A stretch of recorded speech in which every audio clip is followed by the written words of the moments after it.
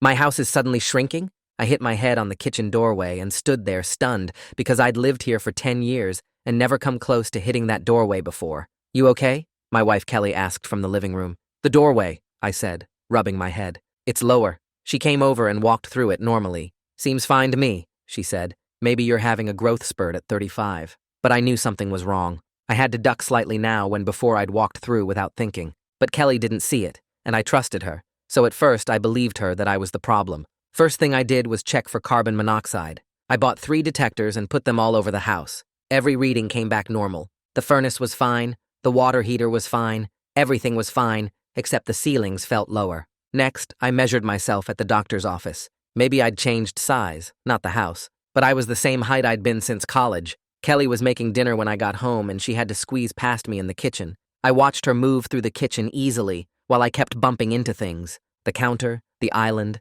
the table, everything was in my way. She never bumped into anything. That night I woke up to use the bathroom and walked straight into the doorframe in the dark, hard enough to split my lip. Kelly turned on the light and there was blood on the white paint. Jesus, what happened? She asked. The doorframe moved, I said. Doorframes don't move, she said, getting me a tissue. You're exhausted. When's the last time you slept properly? But I saw something in her eyes when she said it, a flicker of something that wasn't concern. Or maybe I imagined it. I started measuring things in secret, not writing it down where she could find it but keeping track in my head. The hallway was narrower, the shower stall was tighter, the garage was lower. Every day something changed but Kelly never noticed, or said she didn't notice. My brother Tom came over and immediately hit his head on the basement ceiling. What the hell? He said. Since when is this so low? See? I told Kelly. Tom notices it too. Tom's drunk, she said, even though he'd had 1 beer. And you're encouraging each other's paranoia. After Tom left, I found Kelly in the basement with a tape measure. She shoved it in her pocket when she saw me. What were you doing? I asked. Nothing, she said, looking for the Christmas decorations. It was July. I installed a hidden camera without telling her, aimed at the hallway. For 3 nights, nothing happened. On the 4th night, the footage showed Kelly standing in the hallway at 3 a.m., just staring at the walls. She stood there for an hour not moving, then went back to bed. When I asked her about it, she said she'd never gotten up. I have the footage, I said. Show me, she said. But the file was corrupted. Every file from that night was corrupted. She said I must have dreamed it, but I knew what I'd seen. She'd been measuring the walls with her hands, touching them like she was checking something. I started sleeping on the couch because the bedroom made me claustrophobic. Kelly said I was having a breakdown and needed help. She made me a doctor's appointment I didn't go to. She started putting pills in my coffee that I pretended to swallow. Then I got stuck in the bathroom. Actually stuck. I'd gone in fine, but when I tried to leave, my shoulders were wedged in the doorframe. I had to dislocate something to get out, and Kelly was standing in the hallway watching. Help me, I said. There's nothing wrong with the door, she said. You're doing this to yourself. That's when I knew. The calm way she said it, the way she watched me struggle. She was doing this somehow. She had to be. It's you, I said. You're doing this to the house. That's insane, she said. You come from a construction family, I said. Your dad's a contractor. You know how to make modifications. To make rooms smaller? She laughed. While you're sleeping? That's your theory? But I started noticing things. Drywall dust in the vacuum. Her clothes smelling like sawdust. Tools in her car she said were for work, but she worked in marketing. Late-night phone calls she took in the garage. Why are you doing this to me? I asked one night. I'm not doing anything, she said. You're sick. Then explain the dust, I said. Explain the tools. What tools? She asked. I went to her car, but they were gone. Everything was gone. She stood in the doorway watching me search, that same flicker in her eyes from before. Not concern, satisfaction. You need help, she said. I barricaded myself in the living room that night, pushed the couch against the door so she couldn't get in to make more changes. But in the morning, the doorway was so narrow, I had to remove the couch to squeeze through. Kelly was in the kitchen making breakfast like nothing was wrong. I know it's you, I said. Why would I shrink our house? She exploded. To make me think I'm crazy, I said. To get rid of me. You probably have life insurance or a boyfriend or something. She looked at me with what seemed like genuine fear, but I didn't believe it anymore. I didn't believe anything she said or did. The house was getting smaller, and she was the only one who could have done it. I'm calling your sister, she said, reaching for her phone. I grabbed it from her hand. You're not calling anyone. That's when she ran. Out the front door that I could barely fit through anymore. And I stood in my shrinking house wondering if I should follow her or if that's exactly what she wanted. My phone buzzed in my pocket, and I pulled it out with shaking hands. A text from Donovan asking if I was okay after yesterday. I stared at it because I hadn't talked to Donovan yesterday, unless he meant something else, unless Kelly had called him. My fingers hovered over the screen, and then I called Jillian instead because she was the only person I could trust right now. She answered on the second ring, and I started talking before she could say hello, words spilling out about the doorways getting smaller. And Kelly, with the tape measure at 3 in the morning, and the corrupted camera files and getting stuck in the bathroom doorway while she just watched. Jillian didn't interrupt, didn't tell me I was crazy, just listened to everything until I ran out of breath. She asked where Kelly was now, and I said she ran out, went to her parents probably. Jillian said she was coming over tonight and I shouldn't be alone, that this sounded serious, and we needed to figure out what was actually happening. I thanked her and hung up and looked around my house that felt like it was squeezing me. I pulled out my phone again and started taking pictures. Every doorway, every hallway, every room I could fit into. I held the phone steady and made sure the timestamps showed, creating a record of what the house looked like right now in case it changed again tonight. The camera clicked over and over as I moved through the kitchen doorway, the bathroom doorway, the bedroom doorway that all felt too narrow. I photographed the basement stairs where the ceiling seemed lower than it should be, the garage where I had to duck now when I never did before. Building evidence made me feel slightly less insane, like I was doing something concrete instead of just panicking. I spent 2 hours documenting everything, taking measurements with a tape measure I found in the junk drawer, writing numbers on my phone notes app. The front door opened and I jumped, but it was just Jillian with an overnight bag slung over her shoulder. She walked straight to the kitchen doorway, and I watched her move through it normally. Then she turned around and walked through again, this time paying attention. Her head smacked into the top of the frame, and she swore and grabbed her forehead. She looked at me with wide eyes and touched the doorframe like she couldn't believe it. She said something was definitely off about the measurements here, that she'd walked through this doorway 100 times and never hit her head before. We sat at the kitchen table and she pulled out her tablet, opened a notes app, and asked me to tell her everything from the beginning in order. I walked through the whole timeline, starting with the first time I hit my head, the carbon monoxide detectors, measuring myself at the doctor, Kelly dismissing everything. When I got to the part about Kelly's late-night phone calls and the tools in her car that disappeared, Jillian's face changed from concerned to something darker. She asked if I still had the photos of the tools, and I said no, they were gone before I could document them. She typed notes quickly, asking specific questions about dates and times, about what Kelly said versus what she did. Then she stopped me and said we needed objective data before jumping to conclusions about Kelly's involvement, that we couldn't just assume the worst without proof. She reached into her bag and pulled out a laser level, the kind contractors use, and said we should install proper measurement markers so we'd know for sure if anything changed. We spent the next hour going through the house together, using the laser level to mark exact measurements of every doorway and hallway.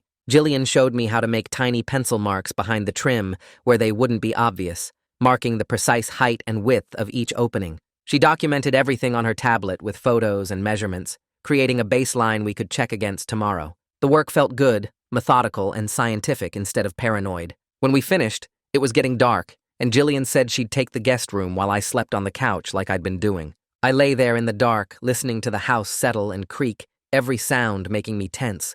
Around midnight, I woke up convinced I heard sawing, a rhythmic back-and-forth sound coming from somewhere in the walls. I got up and checked every room but found nothing, just Jillian sleeping peacefully in the guest room. I went back to the couch and lay there staring at the ceiling.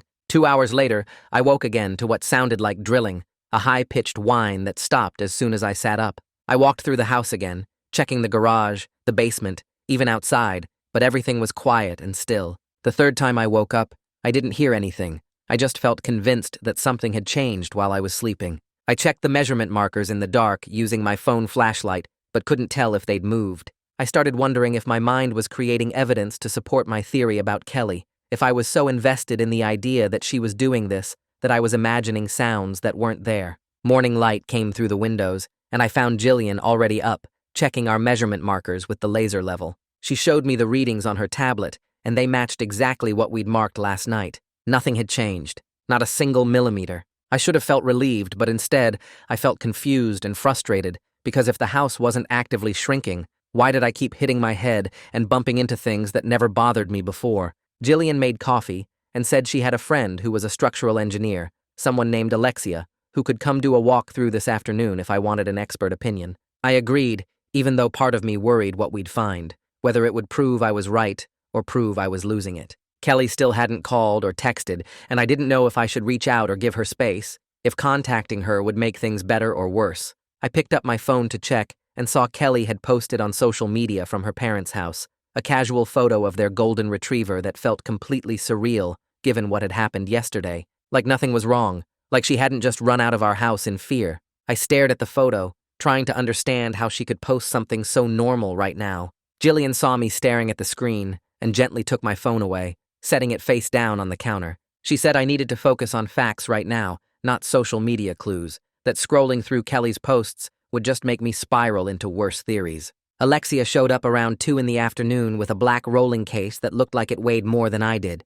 She was maybe 40, wearing jeans and a polo shirt with some engineering company logo on it, and she got right to work without much small talk. She pulled out a laser level first and started checking door frames, making marks with a pencil on a little pad. Then she moved to a tool that looked like a fancy stud finder but bigger, running it along walls and writing down numbers I didn't understand. I followed her around the house, trying not to hover but needing to see what she was finding. Jillian stayed in the kitchen, giving us space, but I could feel her watching. Alexia asked when we bought the house, and I told her 10 years ago, asked if we'd noticed any cracks, and I said no, but Kelly might have. She didn't react to that, just kept measuring and photographing with a tablet mounted on a tripod. She spent forever in the basement, tapping the walls and looking at the floor joists with a flashlight. I wanted to ask what she was seeing, but her face stayed neutral and professional the whole time.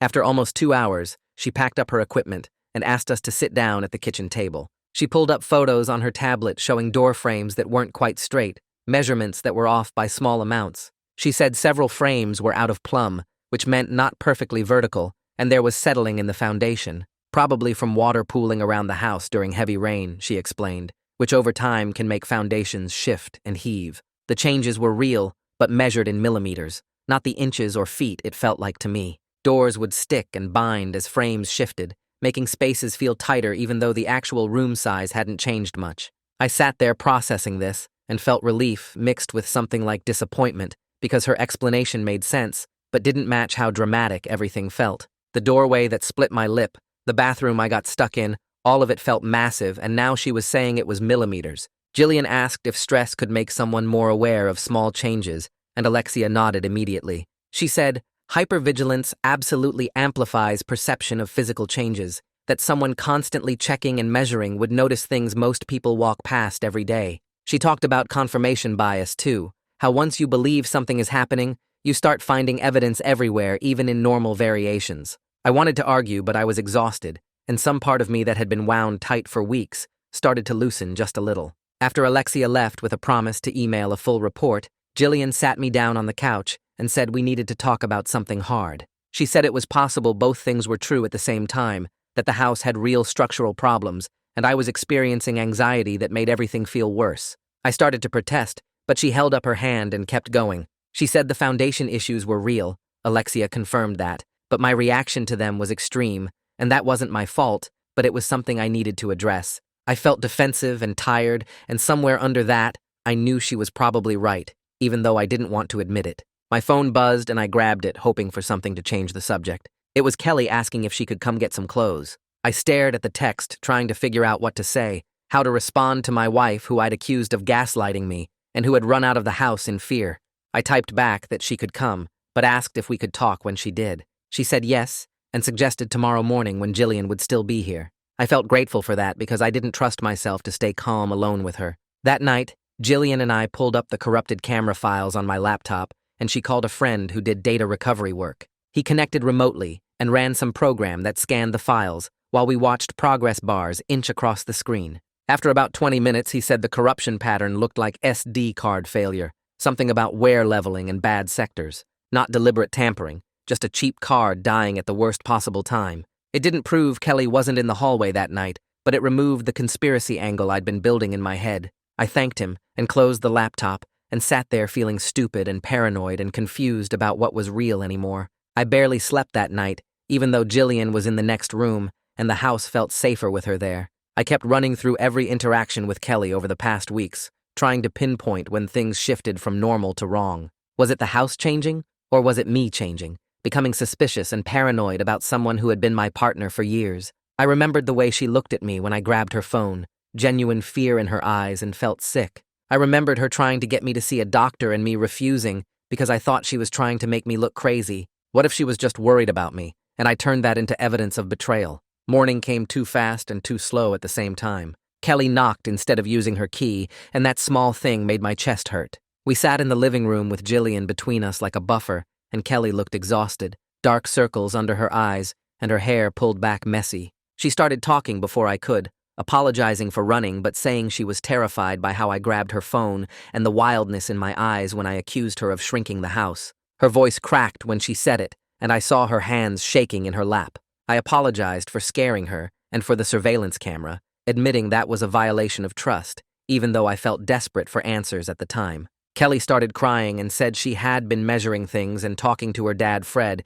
because she noticed cracks in the basement months ago. She didn't want to worry me about expensive repairs when money was already tight, so she was trying to get information first. She pulled out her phone with hands that were still shaking and showed me photos of basement cracks I had never noticed, long, thin lines in the concrete that looked bad even to my untrained eye. Then she showed me text exchanges with Fred going back weeks, asking about foundation repair costs and whether insurance would cover it. She said she was trying to protect me from stress, not gaslight me or make me think I was crazy. I looked at the evidence on her phone and felt my whole theory about her collapse, because this was real documentation with timestamps and everything. The tools in her car were Fred's that she borrowed to check things herself.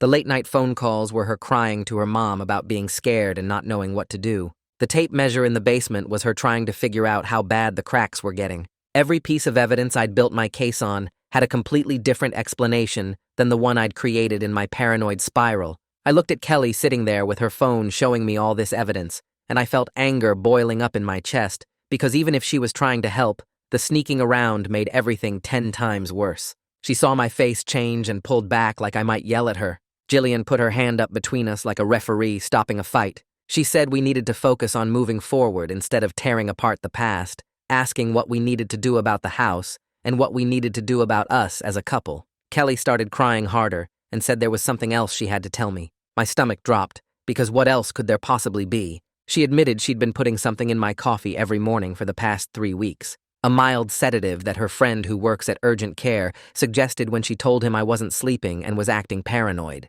I stood up so fast the chair tipped over behind me. Kelly flinched and Jillian moved closer to her. I felt like the floor was tilting because this was exactly what I'd suspected, exactly what I'd pretended not to notice, and she'd actually been drugging me. Kelly was sobbing now, saying she knew it was wrong, but she was so scared watching me fall apart, and she didn't know what else to do. She said the doctor friend told her it was basically Benadryl strength, nothing dangerous, just something to help me rest. But all I could think about was swallowing those pills thinking I was being paranoid when I was actually right.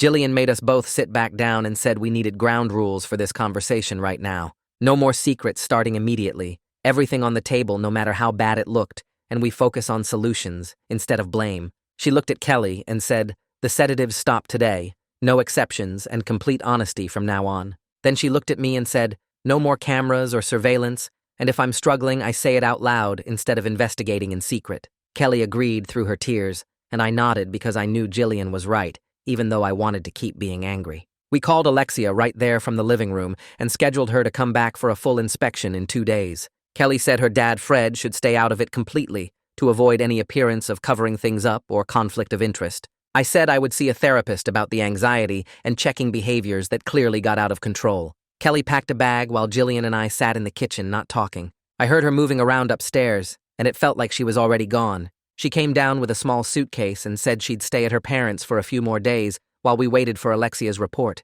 Jillian hugged her, and Kelly looked at me like she wanted me to say something, but I didn't know what to say. She left through the front door, and I watched her car pull away. The house felt huge and empty suddenly. Jillian made me sit down and started looking up therapists on her laptop. She found one named Reed, who specialized in anxiety disorders, and had an opening later that week. The space apart felt necessary, like we both needed room to breathe, but it also felt lonely in a way that surprised me. I kept expecting to hear Kelly in the other room or see her coming down the stairs. Jillian stayed with me for 2 more nights, and I realized how much I missed Kelly, even though I was still hurt and confused about everything. The morning of my first therapy appointment, I almost canceled 3 times. Jillian drove me there because she didn't trust me to actually go. Reed's office was in a boring medical building with gray carpet and paintings of beaches on the walls. He was younger than I expected, maybe 40, with glasses and a calm way of moving that made the room feel quieter. I sat in a chair across from him and told him everything. The doorways, the measurements,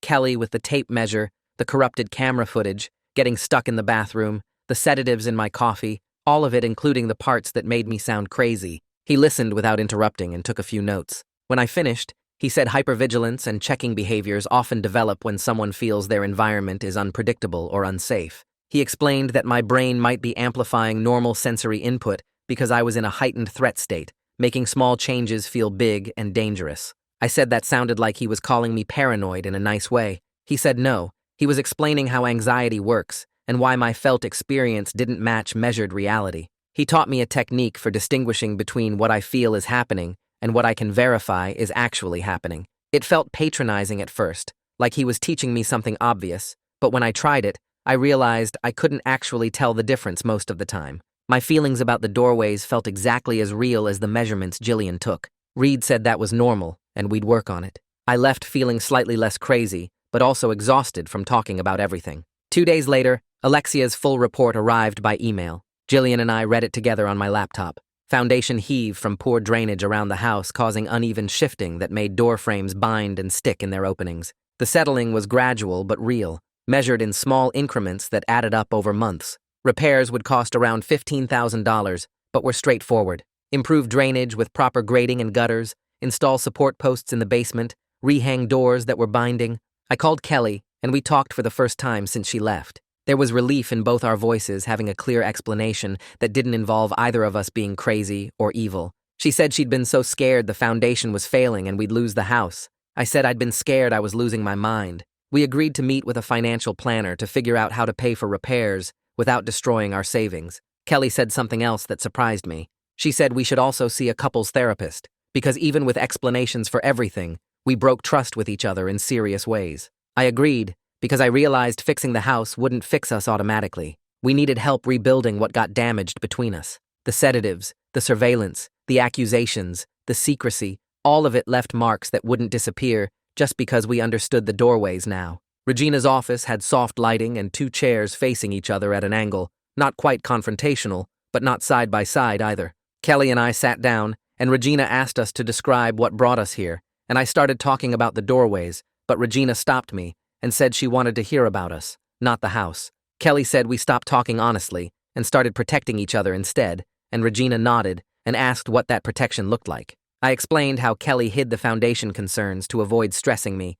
and Kelly explained how I installed cameras and accused her of terrible things because I couldn't trust her reassurances. Regina pointed out that we both withheld information thinking we were helping, but the secrecy made everything worse and turned us into opponents instead of partners. Kelly started crying when she talked about watching me get thinner and more paranoid, checking measurements and barely sleeping, and how helpless she felt trying to convince me nothing was wrong when she knew something actually was wrong with the house. I cried too, admitting how abandoned I felt every time she dismissed what I was experiencing, like she was choosing to gaslight me instead of believing me. Regina let us cry and didn't rush to fix anything, just handed us tissues and said these feelings were important and real, even though the story we'd built around them turned out to be wrong. Reed gave me a notebook at our next session and explained the homework assignment. Track anxiety levels every few hours on a scale of 1 to 10. Note physical symptoms like racing heart or tight chest. Write down what was happening right before the anxiety spiked, and note what helped calm me down if anything did. I thought it sounded simple, but when I actually started doing it, I realized how much my anxiety fluctuated throughout the day. Mornings were terrible, waking up with my heart already pounding before I was fully conscious. Anxiety sitting at 7 or 8 before I even got out of bed. Late at night was almost as bad. Lying in bed with my mind racing through worst-case scenarios, checking and rechecking things I'd already verified. But during the day when I was focused on concrete tasks like helping Jillian organize her garage or researching foundation repair companies, my anxiety dropped to 3 or 4. Reed reviewed my tracking after a week and showed me the patterns I couldn't see while I was in it. The anxiety wasn't random or constant. It responded to specific triggers and situations, which meant I could learn to manage it instead of just enduring it. The sleep techniques Reed taught me actually started working after about 10 days of consistent practice. Progressive muscle relaxation, where I tensed and released each muscle group, breathing exercises that slowed my heart rate, and a routine that signaled to my brain it was safe to sleep. I got 6 hours of uninterrupted sleep 3 nights in a row, then 7 hours, then almost 8. The improvement made everything feel slightly less terrible, like I'd been operating with weights strapped to my body and someone finally removed them. Jillian called every morning to check in, and when I told her about the full night of sleep, she actually cheered on the phone. She started celebrating other small wins too, like when I told her I'd gone 2 full days without measuring any doorways or checking to see if walls had moved. She said these weren't small wins at all. They were huge victories over the anxiety patterns that had taken over my life. Her enthusiasm felt good instead of patronizing because she'd seen me at my worst and knew how hard I was working to get better. Kelly and I met with the insurance adjuster in a bland office with motivational posters about protecting what matters. The adjuster reviewed Alexia's report and our policy details, asked some questions about when we first noticed problems and what we'd done about them. He typed notes into his computer and finally said, "Our policy covered foundation repairs with our deductible of $2,000, which meant insurance would pay the remaining $13,000. I felt tension. I didn't know I was holding release from my shoulders and chest. Kelly reached over and took my hand, the first time we'd touched in weeks, and I squeezed back. Her hand felt fragile in mine, or maybe mine felt fragile in hers, something breakable between us that we were both trying not to crush. The adjuster kept talking about timelines and contractors and claim processing, but I was focused on Kelly's hand and the fact that we were sitting together dealing with this problem instead of separately accusing each other. It felt fragile but real, like something we could maybe rebuild if we were careful and honest. Fred called 2 days later and asked if he could talk to me, and I almost said no, but Kelly encouraged me to hear him out. He apologized for not being more direct from the beginning about his concerns, said he saw the cracks and settling, but Kelly asked him to let her handle it her way. He thought he was respecting her autonomy and their relationship, but he realized now he should have talked to both of us directly instead of going through Kelly. I told him I understood family dynamics are complicated, and he was trying to support his daughter, but the secrecy fed my paranoia and made me suspect conspiracy instead of concern. We talked for almost an hour about communication and family patterns, how Kelly learned from her parents to handle problems quietly without involving others until solutions were ready. Fred said that approach worked for some things, but clearly failed here, and he'd encourage Kelly to be more transparent going forward. The conversation felt awkward but honest, and I appreciated him taking responsibility instead of defending his choices. Donovan showed up at the house with pizza and beer, and I updated him on everything that happened since he hit his head on the basement ceiling. He listened to the whole story about Alexia's findings and the therapy and Kelly's sedatives, and when I finished, he admitted he'd been worried I was having a complete breakdown. He said he told his wife he thought I might need to be hospitalized because the things I was saying sounded so paranoid and disconnected from reality. But hearing that there were actual structural problems and Kelly actually was being secretive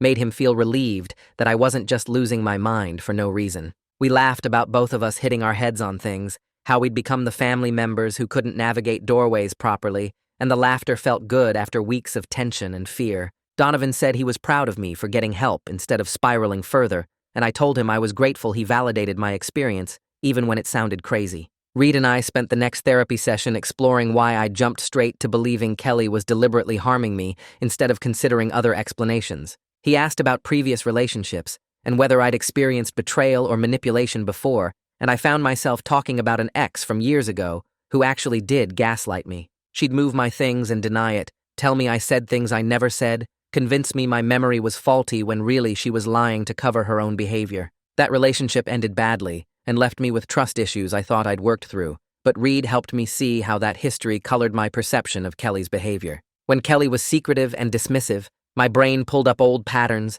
and assumed malicious intent instead of considering she might be scared or trying to protect me. Reed said this was a normal trauma response, my brain trying to protect me from being hurt again, but it made me see threats where there weren't any and damaged a relationship with someone who actually loved me. Kelly and I talked on the phone about next steps for the house, and she suggested we temporarily move to a furnished rental while repairs happened. The idea of leaving the house felt like relief and failure at the same time, but she pointed out we both needed space from the place that became the center of our crisis. We could stay with family, but that felt too close, too many questions and concerned looks. A short-term rental would give us privacy and distance to keep working on us while contractors fixed the foundation. We spent 2 days packing together, and the process was tense but different from before. We checked in about decisions instead of making assumptions, asked each other what we needed instead of trying to read minds, and took breaks when things felt too hard. Kelly asked if I wanted to pack the hidden camera, and I said no. I was leaving it behind with all the paranoia and surveillance. She nodded and said she was leaving the sedatives behind too, and we stood in the kitchen looking at each other, acknowledging we'd both done things we weren't proud of. The rental was a small apartment on the second floor of a modern building, furnished with generic but clean furniture that belonged to nobody. I walked through the doorways normally, not ducking or turning sideways, and realized I wasn't bumping into anything or hitting my head. Kelly noticed too, watching me move through the space easily, and we sat on the couch and acknowledged what we'd both been avoiding saying directly. The house problems were real. Alexia's measurements proved that. But my reaction was amplified by anxiety that made everything feel more dramatic and threatening.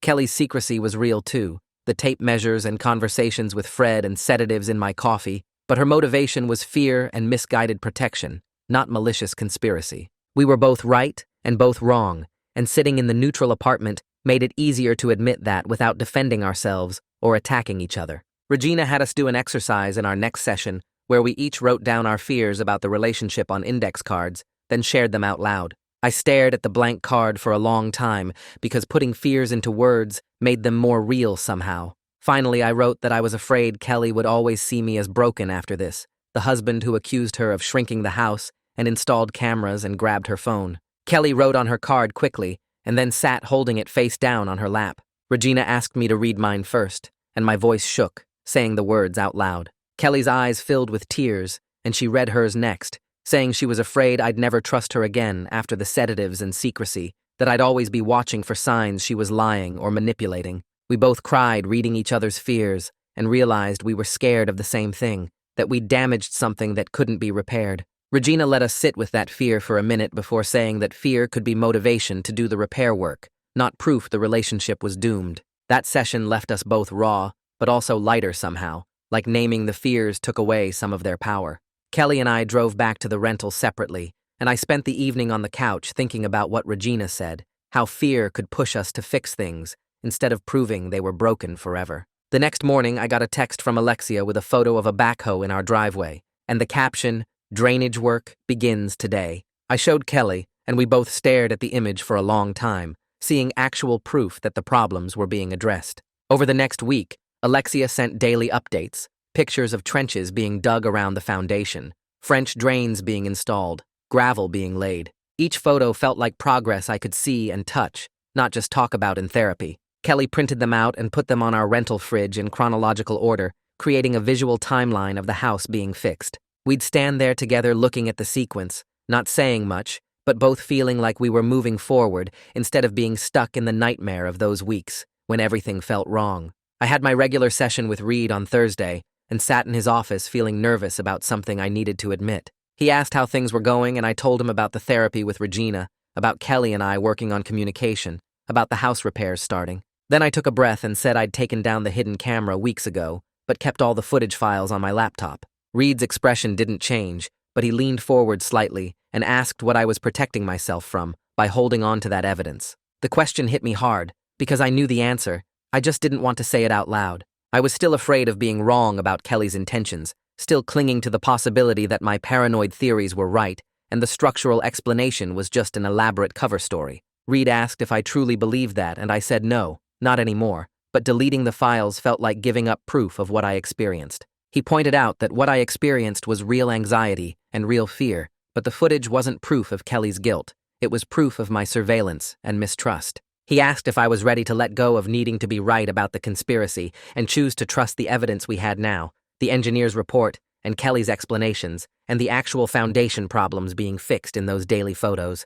I opened my laptop right there in Reed's office and found the folder with all the camera files. My hand shook, moving the cursor to the delete button, and I sat there for probably 2 full minutes just staring at it. Reed didn't push me or say anything, just waited while I worked through it internally. Finally, I clicked delete and then emptied the trash, watching the files disappear permanently. The relief was immediate and surprising, like I'd been carrying something heavy and finally set it down. Reed said this was a significant step in breaking the checking and surveillance pattern, that I was choosing to trust the present instead of clinging to paranoid theories from my worst moments. We talked about how the footage represented my attempt to control an uncontrollable situation, and deleting it meant accepting that I couldn't go back and prove anything. I could only move forward with what I knew now. That evening, Kelly and I had our best conversation yet, sitting on the rental couch with takeout Chinese food. Neither of us was really eating. I told her I'd deleted the camera footage, and she got quiet for a minute before saying thank you. Then she started talking about how my secrecy with the camera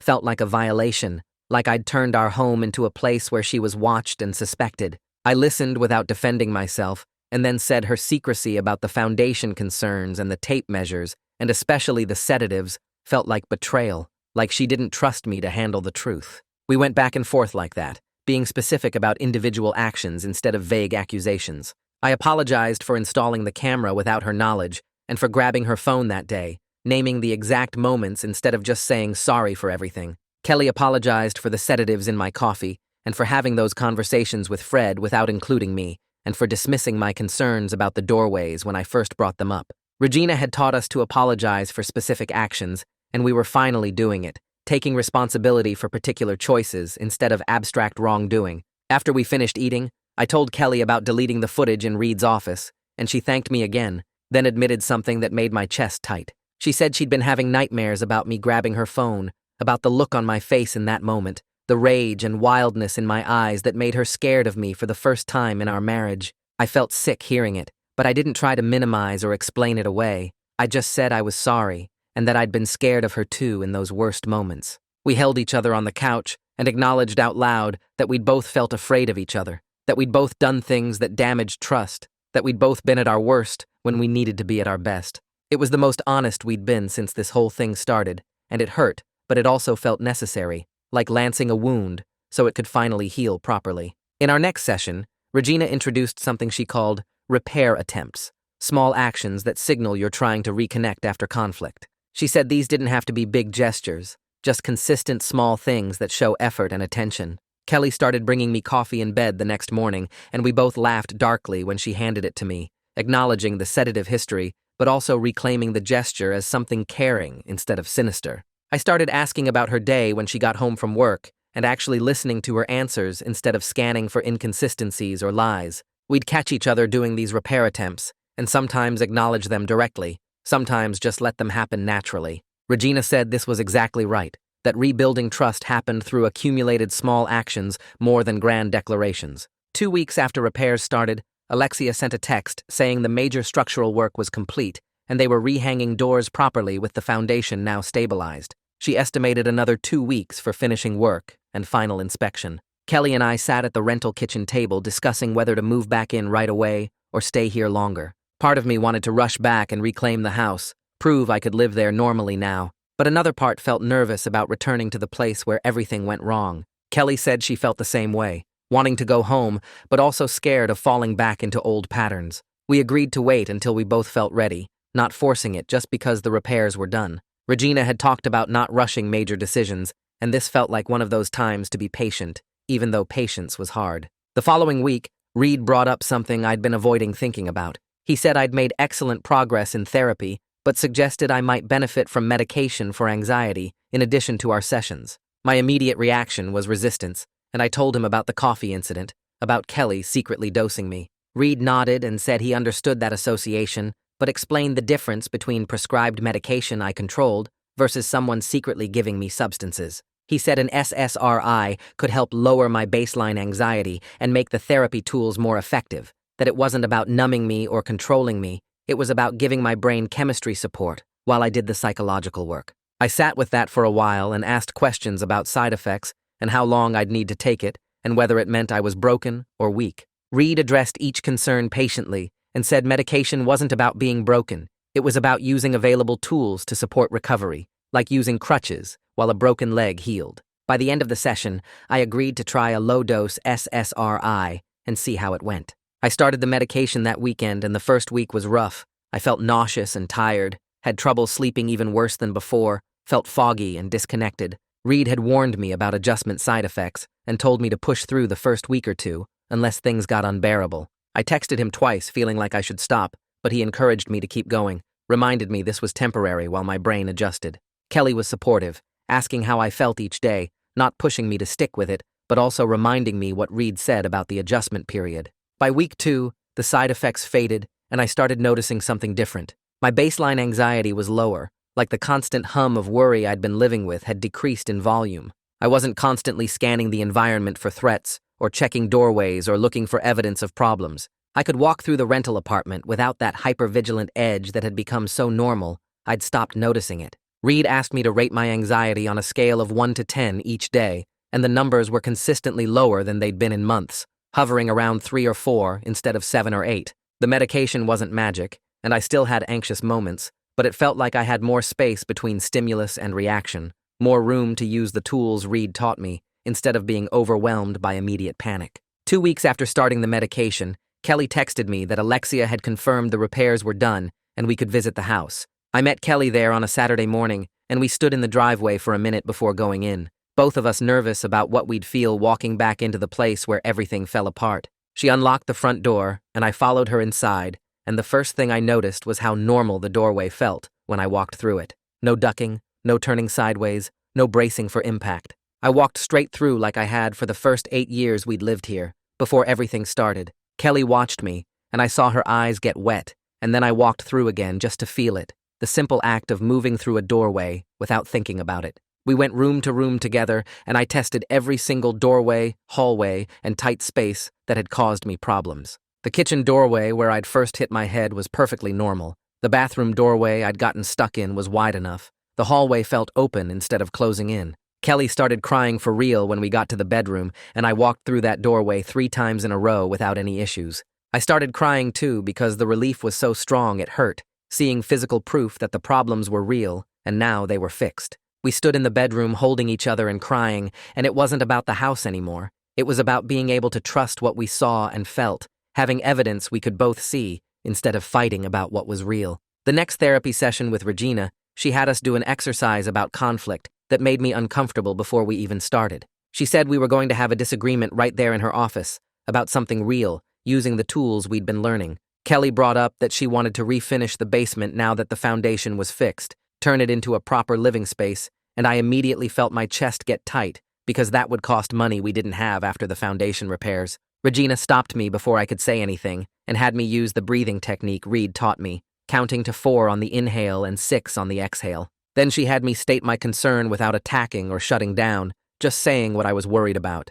I told Kelly I was scared about spending more money right now because our savings were low and I didn't want to go into debt. Kelly used her tool of acknowledging what I said before responding, repeating back that she heard I was worried about money and debt. Then she explained she'd been researching costs and had a plan to do the work in phases over 2 years, only spending what we could afford each phase. Regina had us keep going back and forth, each of us listening and acknowledging before responding, and it felt weird and formal at first, but we actually worked through the whole disagreement without either of us getting defensive or mean. By the end, we had a plan we both felt okay about, doing the basement in small, affordable steps, and Regina pointed out that we'd just successfully navigated a real conflict about money without anyone shutting down or attacking. It felt like a small miracle after months of terrible communication where every conversation turned into a fight or silent treatment. We decided that weekend to move back into the house together. Kelly had been staying with her parents, and I'd been in the rental apartment, and we both agreed it was time to reclaim our actual home instead of living in temporary spaces. It would feel strange at first. We knew that. All the bad memories were still there, even though the physical problems were fixed. But we wanted to make new memories in the house, good ones, instead of letting the worst period of our marriage be the last thing that happened there. Jillian offered to help us move back in and showed up with her truck full of boxes from my rental. We loaded everything into the house, and Jillian kept making jokes about the doorways, walking through them with her arms spread out measuring them, pretending to bump her head and fall over. Kelly and I both laughed, real laughs, because we could finally see some humor in how crazy everything had gotten. Jillian measured a doorway with her hands and announced it was definitely regulation size, and we all laughed harder because we'd spent so much time obsessing over measurements that had felt life or death serious. Moving our stuff back in felt good, putting things in their old places, making the house ours again instead of a crime scene we were investigating. The first night back in the house, I woke up at 2 in the morning in a full panic. My heart was racing and I couldn't remember where I was, couldn't orient myself in the dark bedroom. For a second, I thought the walls were closer and the ceiling was lower, and I was back in that nightmare of everything shrinking. Kelly woke up when I sat up breathing hard, and she turned on the bedside lamp, and I saw her face in the familiar bedroom and started to calm down a little. She didn't ask what was wrong. She just started doing the calming technique we'd learned in therapy, talking me through slow breathing and grounding exercises. She had me name 5 things I could see, 4 things I could touch, 3 things I could hear, and by the time I got to 2 things I could smell, my heart rate was back to normal. I didn't get up to check measurements or look for evidence that something had changed. I didn't pull out my phone to compare the room to old photos. I just breathed and trusted that the house was fixed, that the panic was my brain's old pattern, not current reality. Kelly kept her hand on my back the whole time, and when I finally laid back down, she stayed awake with me until I fell asleep again. Fred came by the next morning to see the completed repairs. He walked through the whole house checking Alexia's work, running his hands along door frames and looking at where the foundation had been reinforced. When he finished his inspection, he apologized again for not being more direct with me from the start, said he should have told me about the foundation concerns instead of letting Kelly handle it alone. I told him I understood he was trying to support Kelly and respect her wishes, but going forward, we needed him to check in with both of us about house concerns. Fred agreed and said he'd learned his lesson about keeping secrets even with good intentions, that it had nearly destroyed our marriage, and he felt responsible. We established a new pattern right there, where Fred would text both Kelly and me if he noticed anything about the house that needed attention. No more side conversations or hidden consultations. It felt good to clear the air and set up better boundaries, turning Fred back into someone I could trust, instead of someone I suspected of helping Kelly gaslight me. I had my regular appointment with Reed later that week, and we talked about my progress over the past 3 months. He pulled out his notes and showed me the anxiety tracking charts I'd been keeping, pointing out how my numbers had gone from 7s and 8s down to 3s and 4s consistently. He said my checking behaviors were way down. I wasn't compulsively measuring things or looking for evidence of changes multiple times a day. The hypervigilance was still there sometimes, especially when I was tired or stressed, but I had tools now to manage it instead of letting it spiral into full panic. Reed said the combination of therapy and medication had been really effective for me, that I'd done the hard work of changing thought patterns and behaviors that had been making everything worse. I still had moments where I felt that old urge to check and verify everything, to not trust what I was seeing, but now I could recognize it as anxiety, not reality, and use my tools instead of acting on every worried thought. Reed said that was huge progress, and we could start spacing out our sessions to every other week. Kelly and I celebrated our anniversary the following weekend, quietly at home instead of going out. We decided to cook dinner together in the kitchen where this whole thing had started, the room where I'd first hit my head on the doorway and begun spiraling. We made pasta from scratch, something we used to do all the time before everything fell apart, working side by side at the counter. The kitchen felt normal, the space felt right, and I moved through it without constantly checking distances or bracing for impact. We opened a bottle of wine, and Kelly made a toast to surviving the worst period of our marriage and coming out stronger. I added that it felt earned, not naive, because we'd both done real work to get here instead of just hoping things would get better. We clinked glasses and drank and kept cooking, talking about normal things like what movie to watch later and whether we needed to buy a new lawnmower. The anniversary felt significant because we were choosing to stay together after seeing each other at our absolute worst, after breaking trust in serious ways, after nearly giving up completely. Regina told us in our next couples therapy session that we'd done excellent work and could move to monthly check-ins instead of weekly sessions. She said it felt like graduation. We'd learned the tools and were actually using them in daily life, communicating directly about problems instead of avoiding or attacking. Kelly and I were making decisions together now, checking in with each other about concerns before they became crises, rebuilding trust through small, consistent actions over time. Regina warned us we'd still have hard moments and setbacks. That wasn't going away, but we had a foundation now for working through problems together. She said, most couples never do the kind of deep work we'd done. They just coast along until something breaks, and then they don't have any tools to fix it. We left her office holding hands, and I felt proud of us for doing the hard thing instead of just walking away when everything got terrible. I had a follow-up appointment with Alexia a month after the repairs finished. She came back to inspect everything and confirm the work was holding up properly, checking the foundation supports and drainage system. She took measurements and photos and ran tests with her equipment, and when she finished, she said everything looked great. The foundation was stable, the drainage improvements were working exactly as designed, and the house should be solid for decades with normal maintenance. She said we'd caught the problems before they became truly catastrophic, before the foundation shifted enough to cause major structural damage. I felt grateful hearing that, grateful we'd gotten help when we did, grateful Jillian had pushed me to call a professional instead of just spiraling in paranoia. Alexia said to call her if we ever noticed any new cracks or settling, but she didn't expect problems given how thorough the repairs had been. Donovan and his family came over for dinner 2 weeks later. His wife and their 2 kids, ages 6 and 9, filled the house with normal family noise and energy. We cooked burgers on the grill, and the kids ran around the backyard and then through the house, in and out of rooms without hesitation. My niece ran full speed through the kitchen doorway that had caused me so much fear and pain, not even thinking about it. Just a kid playing. Donovan and I talked about work and sports and regular life things, and the house never became the main topic of conversation. Nobody hit their head, nobody commented on doorways feeling tight or ceilings feeling low. It was just a normal family dinner in a normal house, and I realized partway through the evening that I was moving through the doorways the same way my niece was, without thinking about it, without checking or measuring or bracing for impact. The house was just a house again, not a threat or a mystery or a source of constant anxiety. It was the place Kelly and I lived, with a fixed foundation and properly hung doors, and that was enough. A week after that dinner, Kelly and I sat on our couch and talked about everything we learned from the crisis. She said she would never keep secrets to protect me from stress again, because the secrecy made everything worse and fed my paranoia instead of helping.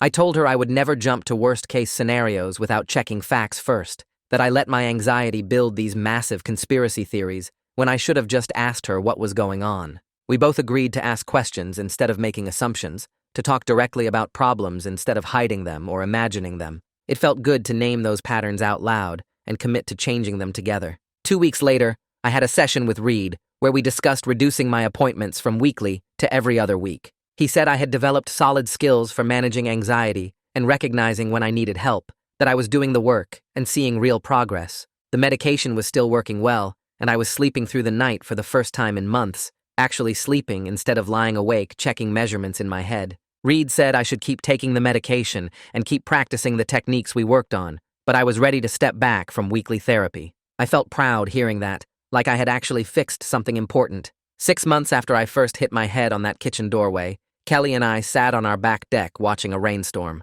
The new drainage system was working perfectly, water flowing away from the foundation exactly like it should.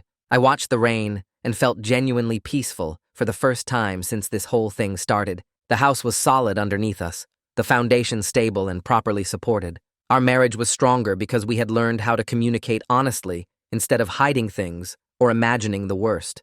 I realized sitting there that the scariest thing was never what was actually happening with the house. It was what I imagined in the absence of clear information and honest communication, the stories my anxious brain created to explain things I didn't understand. Kelly reached over and took my hand, and we just sat there together watching the rain, both of us knowing we had survived something hard and come out better for it. And that's the end of this story. I'm so glad you joined me, because it makes telling these feel meaningful. Hopefully it brought some light to your day. Subscribe so we can do it again soon.